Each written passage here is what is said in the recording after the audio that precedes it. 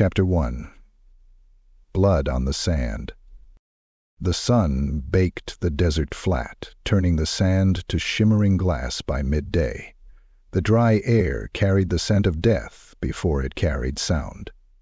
Buzzards circled overhead, crying in slow arcs above the arid wasteland that stretched beyond the Cruzado Ranch, just 5 miles north of the Mexico-Arizona border. It started with the dogs. Hector Cruzado found them first. 2 mangy cattle dogs, both old, both loyal, both now hollowed out like gutted sacks of meat. Their blood was gone, not spilled, gone.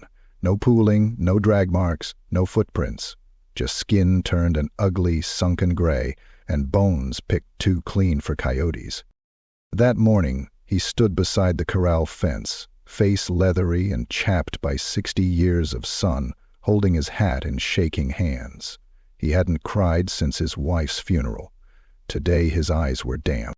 Jesu Cristo, what did this? The goats came next. 8 of them, all piled like a grotesque sculpture at the far edge of the ranch, where the fence bent around a dry wash.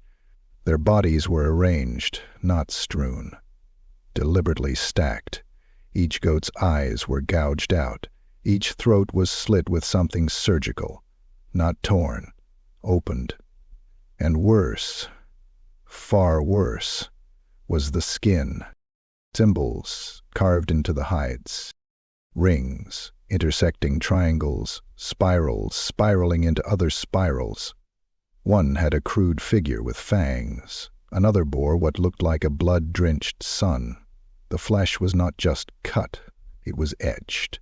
Deep, practiced strokes, as if done by someone who'd done it many, many times before.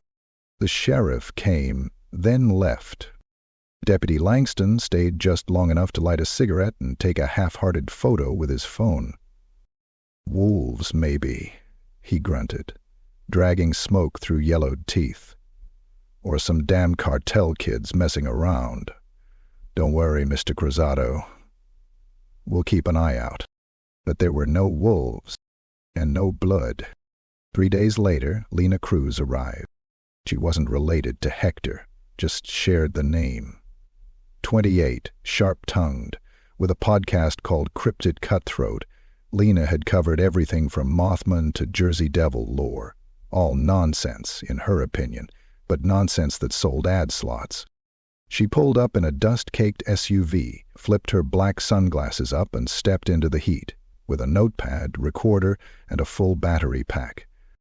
"So this is where the goat-blood vampire lives," she muttered, eyeing the dry hills with a smirk. "Let's find the boogeyman." Hector wasn't smiling when he met her at the fence. "You think this is a joke?" he asked, voice hoarse. Lena shrugged. "I think the Chupacabra makes for great clickbait. So, yeah, a little." He spat at the dirt. "You should go back before it finds you too." They showed her the site.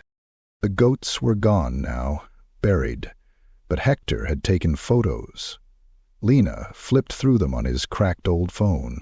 The lighting was bad, but the carvings, they made her skin tighten. One looked exactly like a Mayan blood glyph she'd once seen in a museum in Mérida. Another matched a doodle from a 1930s cult manifesto she had researched on a whim last year. La Sangre Eterna, eternal blood. Goosebumps prickled her arms. She forced a laugh. "You sure you didn't stage these for publicity?" "I'd cut off my hand before I'd make this shit up," Hector growled. "You want proof? Go see what's out there now." So she did. Armed with a flashlight and her recorder, Lena ventured out that night alone, heading toward the arroyo where the killings had occurred. The moon was high, a sickly white, its light flickering behind clouds like a blinking eye. Crickets stopped chirping as she neared the fence line. The air was too still. Then she saw it. A goat. Still. Alone. Slumped beside a saguaro cactus. She clicked her flashlight on and approached. Her boots crunched gravel. Sweat soaked her collar. It was dead, but warm. Steam rose faintly from its body, barely visible. The throat had been slit, not messily, but with a slicing grace that chilled her. The blood, again, was absent.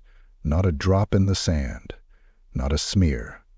Its legs were curled unnaturally under its body like it had collapsed mid-prayer. And carved into its belly was a symbol she hadn't seen before, an eye with 3 pupils and a jagged mouth below it. Lena's breathing quickened. Her recorder clicked on with a beep. "This is Lena Cruz," she whispered, voice shaky. "Cruzado Ranch. I've found a fresh carcass. Still warm.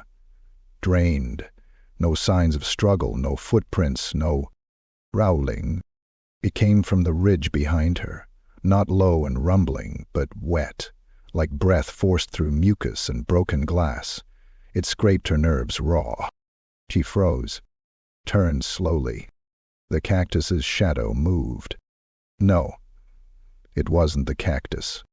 Something stood behind it, tall, spindly, its back arched like a broken spine. Glowing red eyes peered from the dark, unblinking. She couldn't see the rest, just teeth, far too many, and a tongue that licked the air like it could taste her fear. The recorder dropped from her hand. She turned to run. A blur, a flash of movement, then nothing. Blackness swallowed her whole, and the desert was silent once more. Chapter 2. The Red Mark. Lena Cruz awoke to a copper taste in her mouth and the rhythmic rattle of a ceiling fan that creaked with every revolution. Her eyes stung. Her limbs felt underwater, lead-heavy and distant.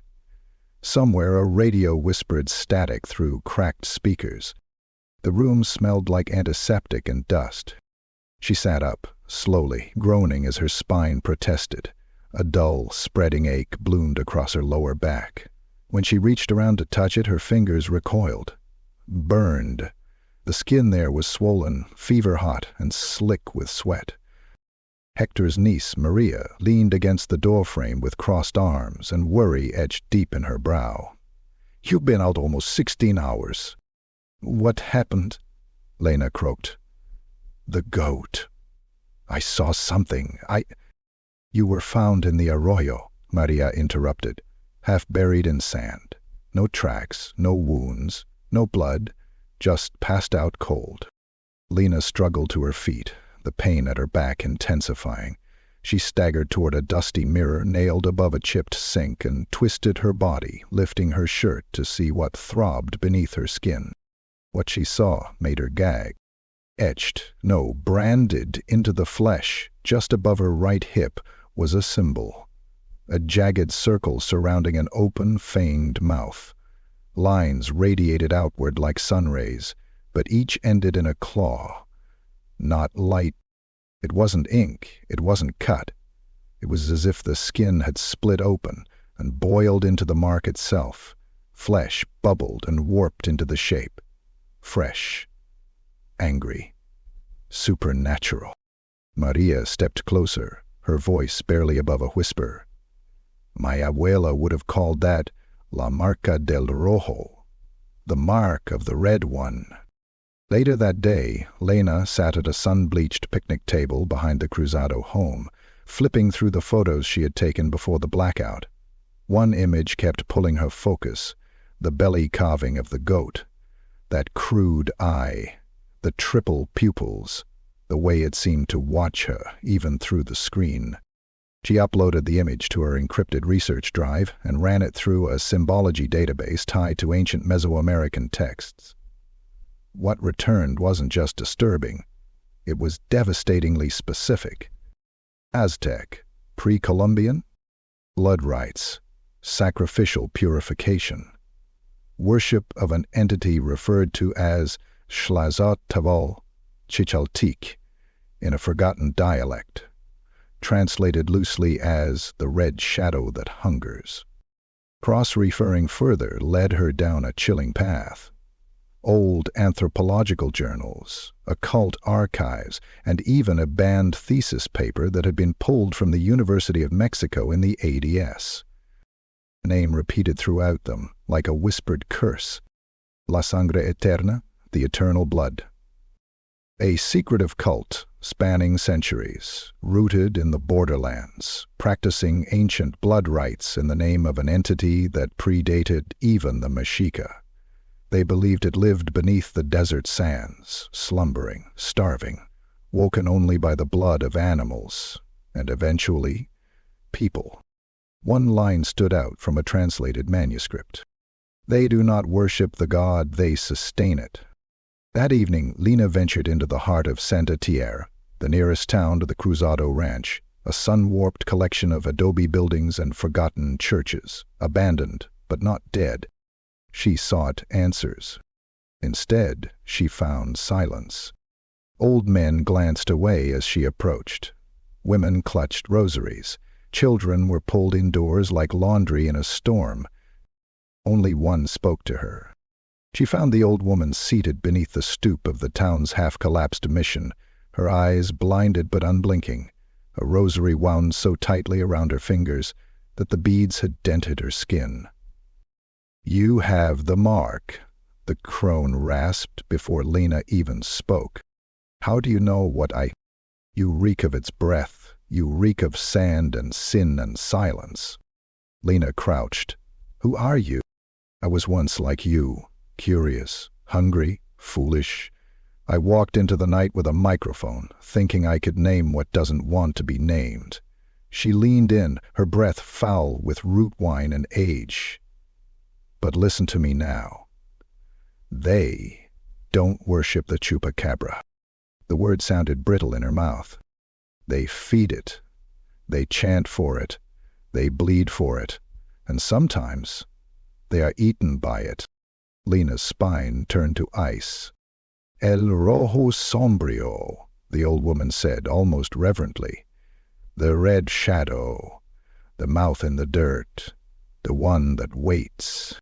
"Where are they? The cult?" The woman laughed, a terrible dry thing, like a death rattle. "They are the land, the bones beneath your feet, the silence in your sleep." Before Lena could ask more, the woman turned and crawled back into the shadows of the mission, her whisper fading into prayer. That night, Lena couldn't sleep. She dreamt in red. A desert. Moonless. Windless. Beneath her, the sand quivered with breath. She stood naked, skin covered in runes that pulsed with heat. The air smelled like copper and rot. Her back burned. She turned, and the earth split open like a yawning mouth. From the chasm, a beast rose, not with movement, but as if it had always been there, hidden between heartbeats. Shadows draped it like skin. It had no eyes, yet it saw, no feet, yet it advanced. A mouth filled with layers of teeth opened impossibly wide, swallowing the moonlight. It reached for her, not with claws, but with thought. It entered her like smoke through a broken window, curling into her mind, branding her soul. When she screamed, it only laughed. And its voice echoed inside her skull. "Mart. Mine. Soon." She awoke screaming, body drenched in sweat, the sheets soaked through. The pain in her back had worsened, radiating heat like a fresh iron. She stumbled to the bathroom, flipped on the mirror light and turned. The mark was no longer angry red. It was blackening now and spreading, lines stretching outward like roots across her skin. The eye in the center now looked deeper, almost like a hole. Chapter 3. The Hollow Eyes. The sun hung low over the desert, bleeding red into the sand. Wind howled through dead mesquite branches, stirring dust into whirls that danced like spirits. Lena Cruz stood at the edge of a crumbling path that wound upward into the hills, her boots biting into loose gravel, a camera slung around her shoulder, a knife tucked into her boot. She hadn't slept since the dream. The mark on her back had darkened further, now spidering across her skin like veins inked in soot. It pulsed sometimes, like a second heartbeat. Local maps marked the hill as Cerro Silencioso, the silent hill. Locals never went near it. Even the GPS app on her phone gave it a name, Area Unknown. There, atop the ridge, stood the abandoned chapel. She spotted it first as a black silhouette against the setting sun, a jagged, crumbling ruin of adobe and rotting wood, partially overtaken by cacti and thorn bushes. A weathered cross leaned crookedly atop the bell tower, and the bell itself had long since rusted away. The wooden door hung off its hinges, groaning as she pushed it open. The interior was choked with dust and age. Faded saints' paintings wept brown streaks down the walls. Pews were splintered and overturned, candles melted into warped puddles on the stone floor. And the altar, she stepped forward, her breath catching. It wasn't just a Christian altar, not anymore. The stone slab had been overlaid with bones, some animal, some unmistakably human. Skulls stacked in a pyramid at its head stared at her with hollow sockets, their jaws wired open with rusted nails, as though frozen in eternal screams. Symbols were scrawled around the base in dark red stains, long dried, not paint. Mud. At the center of the altar, resting atop a bundle of yellowed cloth, was a journal. Its leather cover was etched with a sunburst symbol identical to the one on the goat's stomach. She opened it slowly, the pages brittle, the ink faded. January 12, 1903. I write this in the house of God, though I fear he has long since abandoned this place. They call it La Sangre Eterna. I have witnessed the rites with my own eyes. They carve the flesh of beasts, and sometimes men, so that the red one beneath the dirt may drink. They do not pray, they bleed, and they chant. Always the chant. Despierta, hambriento, vive la sangre. Mira desde la arena. Wake, hungry one, drink the blood. Gaze from the sand. I fear it is not a god they worship, but a thing that remembers when gods were young. I will burn this place if I can, but if not, let this serve as a warning. The earth here has a mouth, and it remembers every drop. The last few pages were torn, stained with something that had turned a sickly black. As she flipped the book shut, something shifted behind her. She froze. The silence was wrong, too complete. No wind, no insects, no sound at all. Then came the scraping, slow, deliberate, like bone dragged across stone. She turned, and they were in sight. 4 figures stood at the edges of the chapel, each wearing crude robes made from stitched animal hides and masks crafted from skulls. Goats, dogs, deer. The bone had been carved into grotesque snarls, jaws wired open, eyes hollow and deep. Blood, not dry, fresh, dripped from their fingers. They didn't speak. Lena backed away slowly, her breath sharp and cold. She clutched her camera like a weapon, though she knew it wouldn't help. Her fingers brushed the hilt of her knife. The closest figure stepped forward, holding something. Hey, huh? Still beating, still warm. She turned and ran. The chapel's doorway loomed ahead, fractured light filtering through slats in the walls. The cultists moved with inhuman grace. No shouting, no footsteps, just the sound of bones scraping bone. She burst through the door, stumbled down the hill, her boots sliding across shale and dust. Cacti slashed at her arms, drew thin red lines across her skin. Behind her, the low chant began. Despierta, hambriento, vive la sangre. Faced her now. The ravine loomed below, a narrow trench of crumbling rock and dry riverbed. She dove into it, rolling hard against jagged stone, landing shoulder first. Pain screamed down her arm. She didn't care. She buried herself in the shadow of the rocks, heart hammering, forcing her breath to go still. Above, she saw them through the cracks in the scrub. One passed right over her, so close she could smell the sour rot of its robes. It paused, sniffed the air, and then moved on. Minutes passed. Maybe hours. When silence returned, Lena slowly crawled out, her muscles aching, blood drying on her arms. That's when she saw it.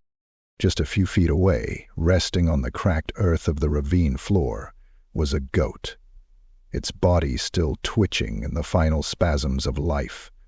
Its throat was open, flaps of meat twitching. Eyes rolled white. Carved deep into its flank, fresh and glistening, was her name, Lena. The letters were jagged, precise, intended. A personal message. She fell back, gasping, bile rising in her throat. The goat's tongue lolled out, its back legs kicked once, twice, then stilled. She didn't scream. She couldn't. Somewhere far above, on the lip of the ravine, a shadow lingered just out of reach, tall and hunched, its eyes glowing softly like coals in a dead fire. It watched her without movement, without breath, and then it grinned. Chapter 4. The Offering Pit. The desert had changed. Where once Lena Cruz saw barren silence, she now saw signs. Stones stacked in spirals, bones arranged in shapes too deliberate to be accidental, and strange feathers dipped in congealed blood, hanging from ocotillo branches like warding charms. Even the wind sounded different now, no longer random gusts, but whispers, hissing her name from behind rocks and dunes. The mark on her back had begun to itch, no, to pulse, as if something beneath her skin were trying to speak. She followed it. Through the night, guided by her gut and the pull of the crawling ink across her flesh, she wandered into the deep desert, beyond any road or trail. Her flashlight flickered as though protesting the direction she took, but something pulled at her. Something ancient, inexorable. Hours passed, and then she saw it. Half buried beneath a slope of sand and crumbling stone, the entrance yawed open like a cracked wound in the earth. Jagged rock framed it like broken teeth, and the air exhaling from within was damp and copper-scented. The cave, the place they had been hiding, where the blood went. Lena ducked inside, moving through claustrophobic stone corridors that twisted and branched like the arteries of a dead god.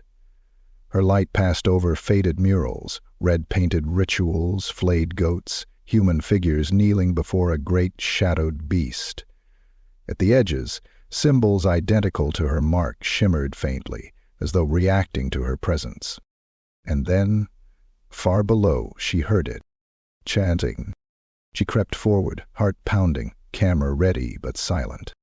The tunnel widened into a cavern, immense, domed, hollowed out over centuries by hands both human and something far older. Stone altars circled the perimeter, each one stained a deep, permanent red. The center of the chamber was dominated by a pit, a wide, jagged hole in the floor that inhaled the air around it. Lena could hear it breathing. Inhale, exhale.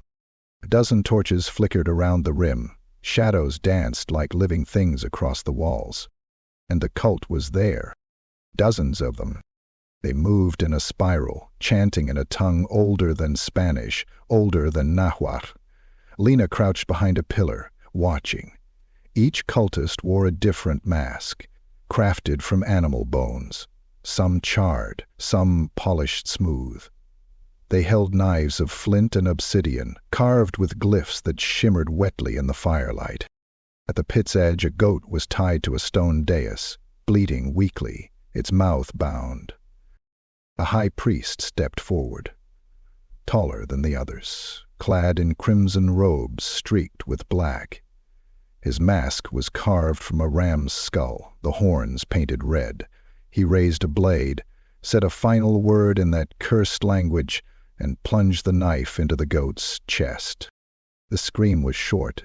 The blood gushed freely, unnaturally freely, a torrent that should not have flowed from such a small body. The cultist moved with precision, catching it in vessels shaped like bowls and hollowed skulls.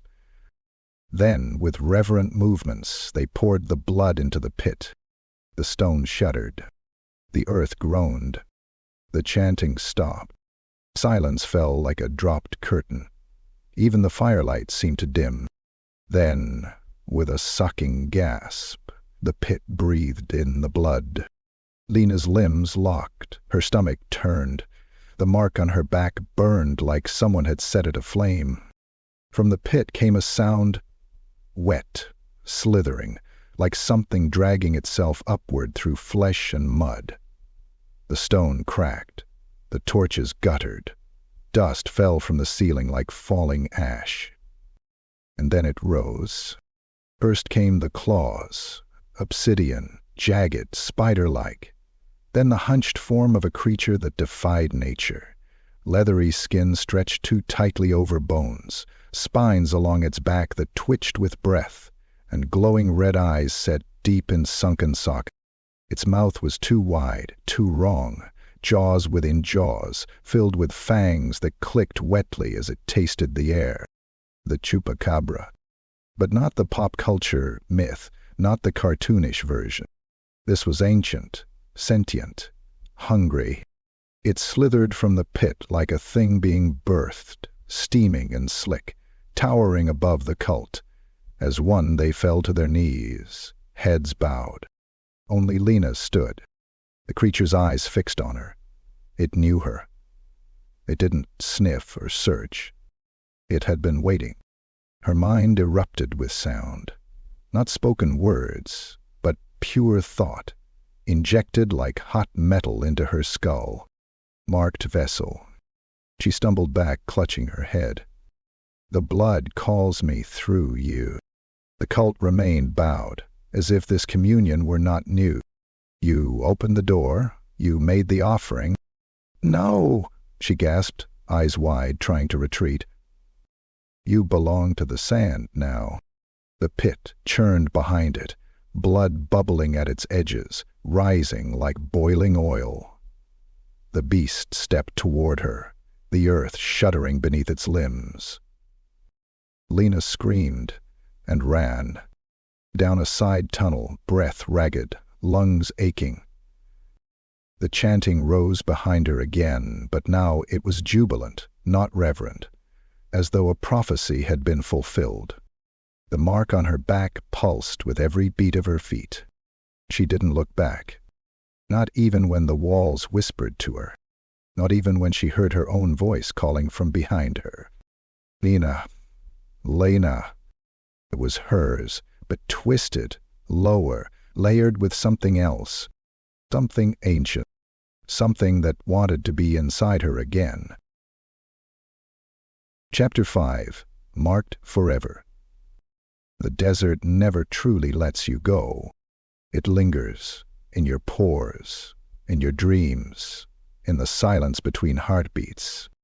Lena Cruz drove until the dirt turned to pavement, until the stars above were drowned by the sickly orange glow of streetlights, until she found herself back in the humming static of the city, a place where things made sense, where monsters were metaphors, where the dead stayed buried. But she knew better now. She had seen the pit. She had heard the breath of the earth. She had felt it inside her, and she had escaped. At least she thought she had. The first sign was the dreams. She would wake gasping, drenched in sweat, the echo of claws on stone still scratching at her ears. In those dreams, she was never herself.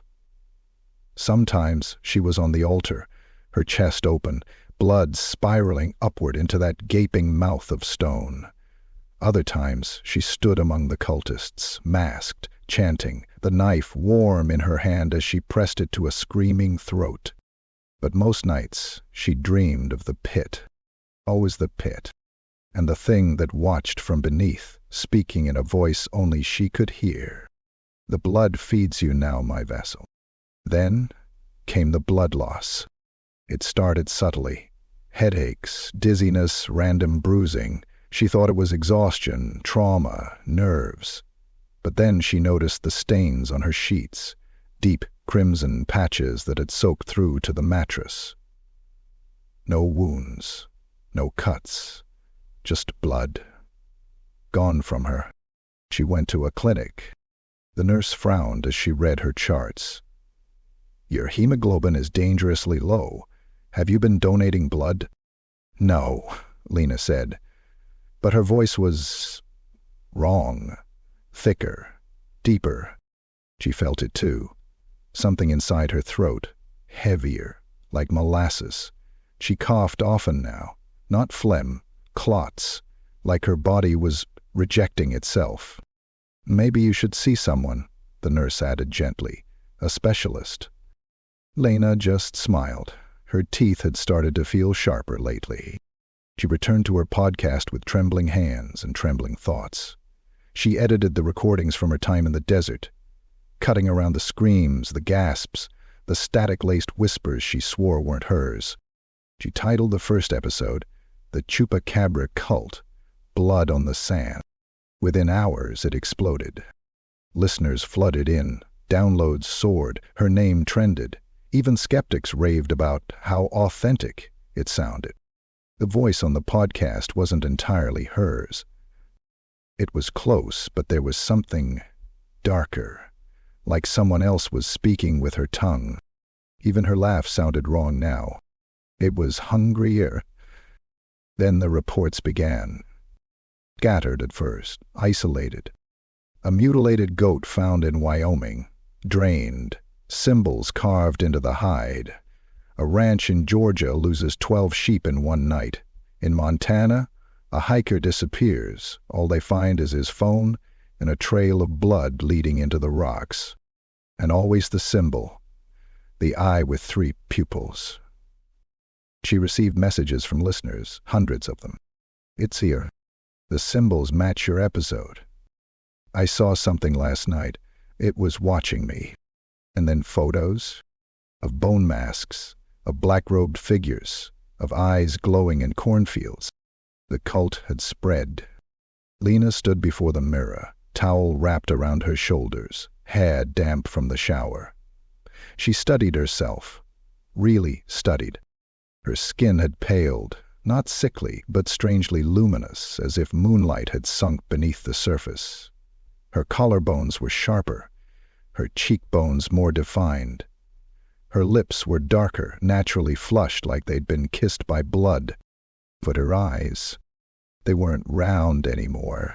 The pupils had stretched, slit-like, vertical, reptilian, and inside each, she could see something moving. A shape, a shadow. She blinked, leaned closer, and that's when she saw it. In the reflection, standing just behind her, half shrouded in darkness, was the creature.